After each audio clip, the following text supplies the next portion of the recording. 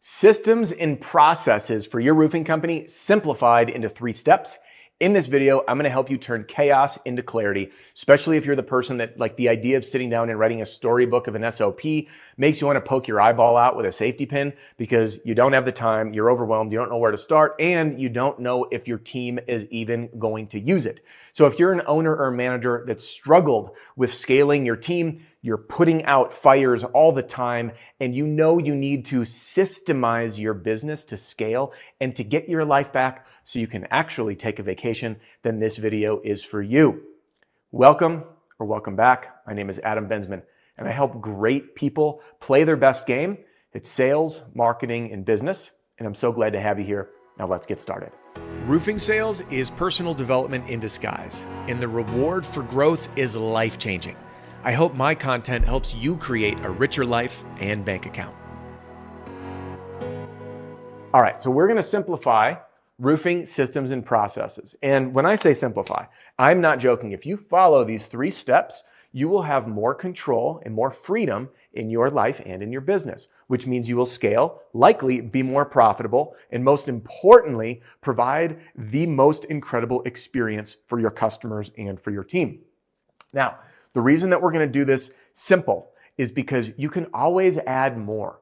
And just as an example, if you saw the reporting that I do for my marketing at my business, you'd see like an 18-page report. And on all those 18 pages, which I look through in great detail each month, as does our team, you would be like, how do you track all of this? This is mind-blowing. There's charts, there's graphs, there's ratios, analogy, blah, blah, like it's nuts. But I didn't start there. I started simple. I said, hey, I just need to get control of this. But getting control is getting accurate from where you are. So I'm going to give you a roadmap to do that right now. Okay, the first thing that we're going to do is take a look at these 3 elements, starting with number 1. Now, I'm not former military, and by the way, I appreciate all those that served. I'm going to use a military example. What's the most important thing for a unit? It's communication, right? So all members of a platoon or command are operating on the same communication path. They have radios on the same frequency and call signs and a code of conduct, essentially, a rule book for how to communicate. So what is the radio system for your company, right? So my guess is many of you, maybe you, are saying, wait, what? What do you mean? Like I text this guy, we got a group chat. Does that count? No, it doesn't. So what you need is a communication system. And just implementing this one thing is going to simplify. It's going to turn chaos into clarity. Now, some people like using GroupMe or WhatsApp. I'm a big fan of Slack. The reason, you can use the free version, is Slack has different channels, just like a radio would, so people don't talk over each other and things don't get lost and cluttered. It's not just one group chat. And I'm going to give you a simple framework. We do more than what I'm going to share with you, but I'm just give you a simple framework for you to see how to start implementing this in your business.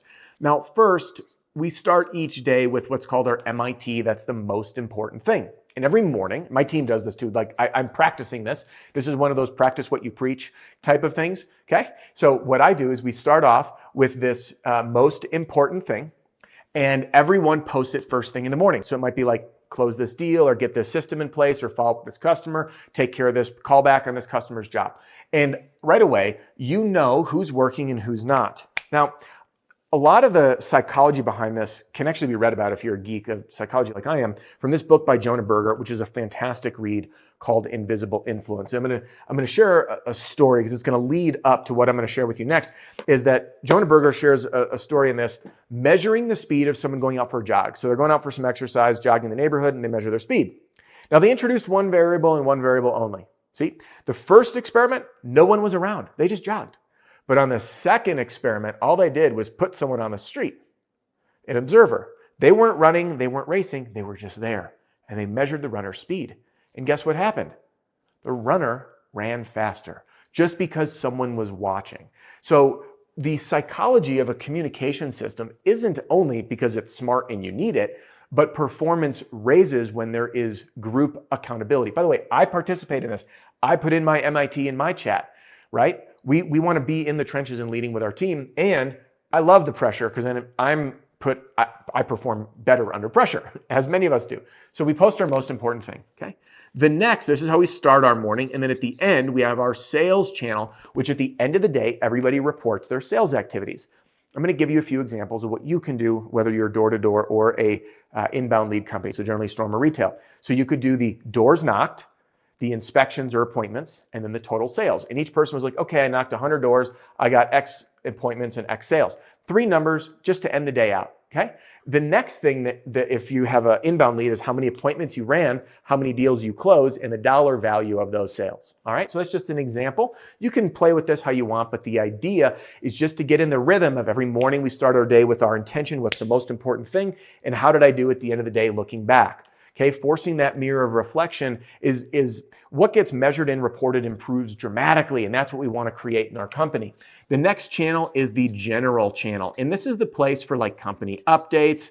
I do have another channel called Share the Wins, like a celebrations channel you can do, but the general channel, just make sure that things don't get messy, okay?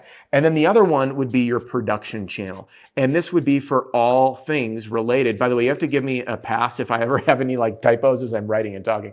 The production channel is just conversations about production. So that way, if there's like a general update from the office admin being like, hey, just a reminder, we're doing our company barbecue this Friday, it doesn't get muddied up with like Mayday, tarp blew off, house getting rained in, or any sort of production stuff like, hey, permit needs to get hung on this job. I noticed it wasn't there, whatever it is, okay? Call back on this site. So that's the number one thing is just getting this communication system. It's super simple and it's a really easy process to start because you just create your Slack channel, you get everybody added, you introduce this concept, and then you just remind people until it becomes habit. All right, number 2 is what I call the weekly pulse. This is gonna sound overwhelming and then you realize it's really not. And the weekly pulse is a combination of a report and a meeting, okay? So it's a report that everybody participates in, and it's a meeting where you go through these things together. Now, what you're gonna do is pick 3, and that's it. The 3 most important things for each department, and again, you can go as deep as you want, but I'll give you the ones I like to focus on. First is marketing, then is sales, and then we have production, or ops, and then finance. And that's just an example. You could add more if you wish.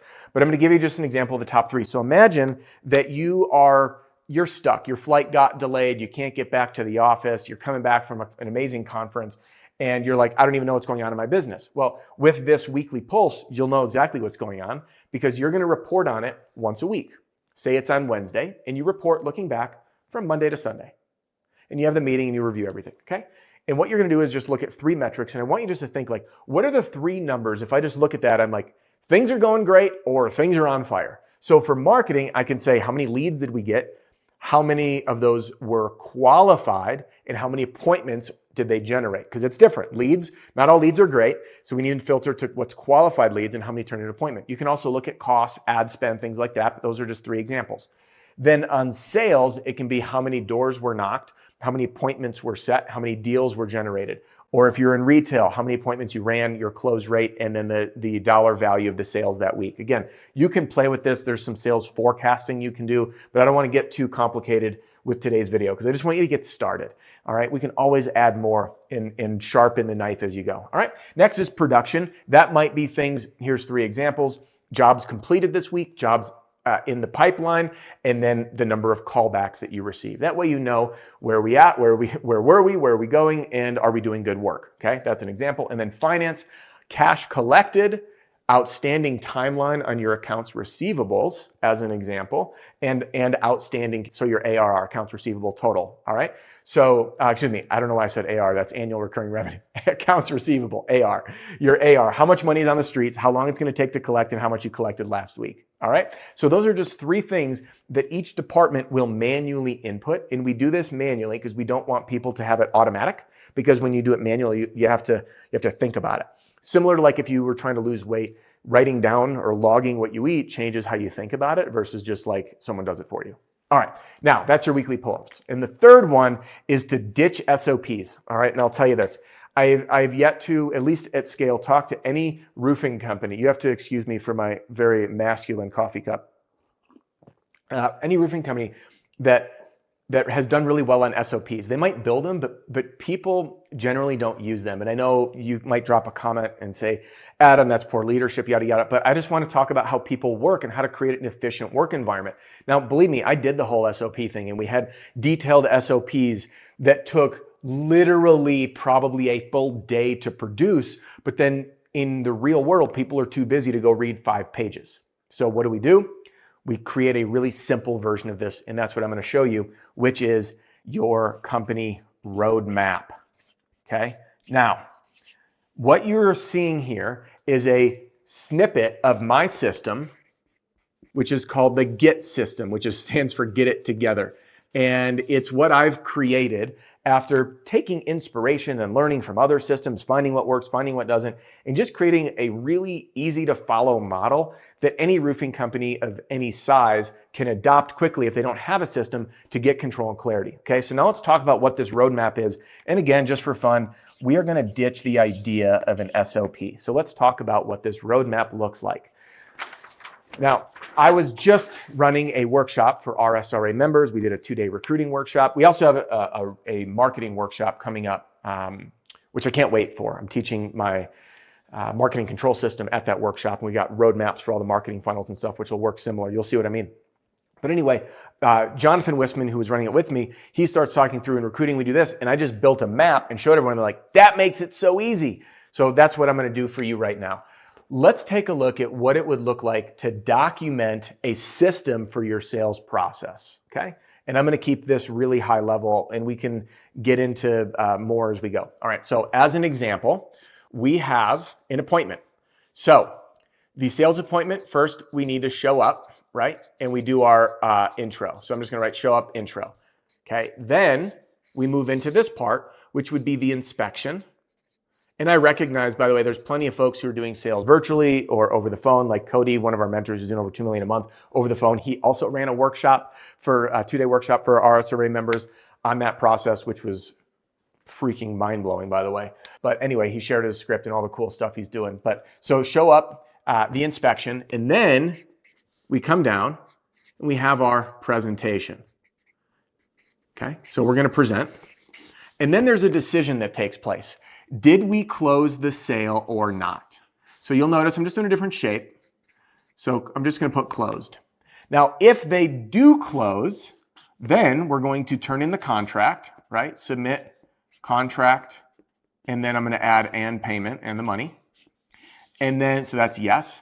And then if no, they are going to go into the next sequence. And I'm going to call this BAM FAM, which is book an appointment from an appointment. Okay. And then I can build out an entire process. So if they don't book, they're going to book an appointment from an appointment, send the confirmation email, etc. This one obviously is going to go here, and then we're going to have, if you are in an area that requires permits, we're going to do our permit. We're going to do, and I know that this might not be in the, permit might come later for you, but then your material and labor order. Okay, so you get the idea. So what we're doing is just mapping out a visual flow like this. We're like, wait, that's it. I show up. There's an inspection, presentation, and now instead of SOPs, what we do is for each of these stages, I look at this and I can create a playbook for it. So when you show up, you want to train your team. What are they going to say at the door? Hey, blah, blah, blah, my name's Adam, this is what we're going to do today, right? Then the inspection, there's a checklist. When you do your inspection, here's how you do it. So it's consistent. Then for your presentation, here's the presentation you use. So you're not creating this like massive SOP or training library. You're pairing each individual step with its own little playbook. And you can assume for certain things like submit contract, this, you don't have the detail like drive it to the office. Like they know that, right? Turned in immediately, updated in the CRM, blah, blah, blah. And you can get as high level or detail as you wish, but this is a general map of what happens. And you can expand on this again for production, would go into another one, but the main, excuse me, when I say go into another one, meaning continue. The main maps you want to build are for marketing. Now, this is where I have I call it your core funnel, like where all the leads flow into are going to be consistent through this marketing core funnel. And then you have sales. And then you've got operations or production. I know I went from all caps, bear with me. And then you could have one for finance. And for you to sit down, it will not take long for you to outline this flow with a handy little pen. If you want to use sticky notes on a whiteboard, there you have it. Little baby checklists or instructions for each step, only as needed. And assume the people you're hiring are competent people, because otherwise you wouldn't be hiring them. In summary, you got 3 things to do. Get your communication system, like the radio for your platoon, set up your channels, create a weekly pulse, just 3 little metrics. I gave you some right now and you can run with those. And then number 3, build your roadmaps. They're really easy to follow. And there you have it. Systems and processes simplified in 3 steps. Now go get the clarity in your business that you need. And if you want help, join me inside the Roofing and Solar Reform Alliance. There's a link in the description, and I'll see you soon.